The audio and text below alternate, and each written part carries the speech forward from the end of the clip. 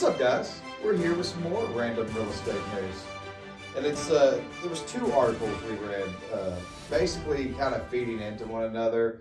Like, what's the magic price or what magic number for home buyers to be able to go and buy a house? And then, will interest rates come down in 2025? And both articles kind of are like, interest rates aren't really coming down. Not likely.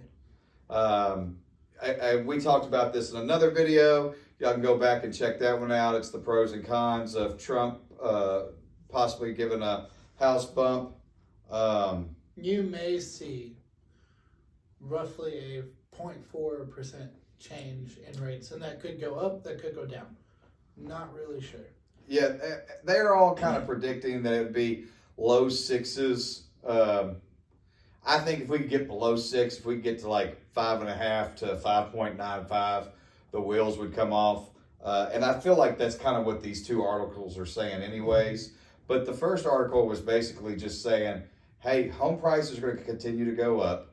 And if you wait, because you're waiting on that interest rate to come down, you're just going to end up paying more than if you had bought now and then refinance when interest rates do come down, whether it's 2025, whether it's 2026, whether it's 2027, whatever it may be.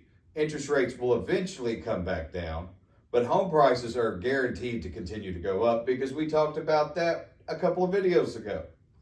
So, and this is general knowledge, it will all depend on the price of the house and how much money you put down, and et cetera, et cetera, et cetera.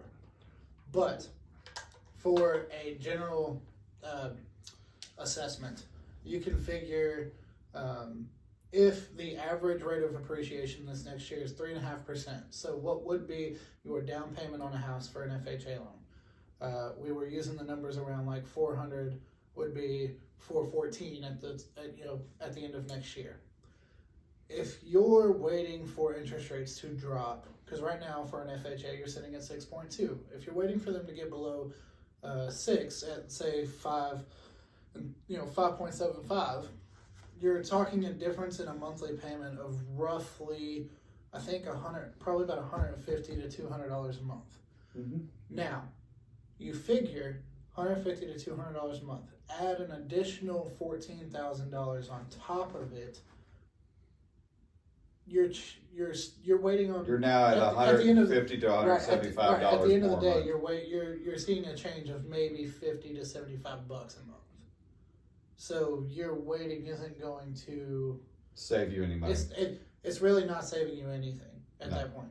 So if you can comfortably afford it, you may be better off to buy now, refinance when the rates do come down, and then you might actually be able to see the savings. Yes. And essentially that's what both articles were saying. Because again, like you said, home price here in Middle Tennessee should be raising about 3.5%. And that's, the interest rate's not coming down 3.5%. No. So I wish it would come down to 3.5%. All these people that have been sitting on the sidelines, you guys, would be ready to buy a house if it was down to 3.5%. But the downside to if the interest rate just magically fell to 3.5% on January 2nd, guess what home prices are going to do? They're going to be more than an increase of 3.5%. They're going to increase by 5 or 10% because now interest rates are lower. People have more money to spend. Just go look at the rate of appreciation from 2020 to 2022. I think the top level of appreciation nationally hit almost 15% in 2 years. Like that's asinine. Correct. I don't think there's been a stock out there that has appreciated to that level. Mm-hmm. But your homes did. And you can't count crypto. No, you can't count crypto. Listen, I understand that you are able to buy a house with Bitcoin and cryptocurrency. I don't understand that. I have read about it and I have researched about it. Just because the crypto coin is what is it? It's like $120,000 right now. I think somewhere in there. I really don't know, but I think it has shot up that much. Just because that's what one coin costs. by the time that you get all that transferred to the other person, it may have lost 30% of its value. And Right. so you may have said you were paying $450,000 for this house, and by the time the person receives the crypto and gets it transferred out, it may be, $400,000 in crypto that they really got. So I don't know that I would take crypto for my house. I would prefer not. Yeah, I just do the wire transfer. Give me my money that way. But that's neither here nor there. Do we think that interest rates are going to shoot up or down? I think that they're going to kind of plateau and stay where they are. They may come down. I think that we'll be closer to 6% than we have been in the last year and a half. I think you very possibly see it continue to fluctuate from 6 up to 6.5, maybe 6.7. Which is But kind of I where we are right now. Correct. I would say if you for whatever reason have been watching the interest rates over the last 5 Year. to 6 months, roughly, more or less, you've seen how it shoot up for a month, it'll come down for a month. Yep. It'll shoot back up for a month, it'll come down for a month. I think we'll continue to see that trend across the next year. Absolutely. And here's a little secret, boys and girls. And I know most of your real estate agents love to get on here and talk about the Federal Reserve is lowering interest rates. That doesn't affect your home interest rate as much as realtors like to get on here and act on social media like it does. It really doesn't. Our home interest rate loans are tied to the 10-year Treasury. And as long as the 10-year Treasury keeps fluctuating, and me and him were looking at it earlier, back when our interest rates were in the 5s, the 10-year Treasury was around a 2.5% percentage for the year. And that's kind of where we need a 10-year Treasury bond to get back to. It's a 2.5%. And that just means that our economy's doing good. We have a lot of people working. Money is passing through people's hands. And so the government is not having to sit out here and sell Treasury bonds to help fund the government. Now, I may be talking in gibberish when I say this. That may have gone over most of y'all's head. I'm sorry. But long story short, a mortgage-backed security, which sounds fairly self-explanatory if you don't Correct. dive into it too deeply. A mortgage-backed security is regulated and traded through the Treasury. Therefore, if the Treasury is doing well, that means more mortgage-backed securities are being bought and sold, therefore lowering the interest rates. So, like he said, don't listen to the Fed's cutting rates. That's more for your credit card. Correct. And car really, loan. it's your credit card, your car loan, and your student loans. Is it a good thing if the Fed cuts your rate? It absolutely is, because that's just less interest. The bank is being charged to loan you the money, because the bank's got to get the money from somewhere.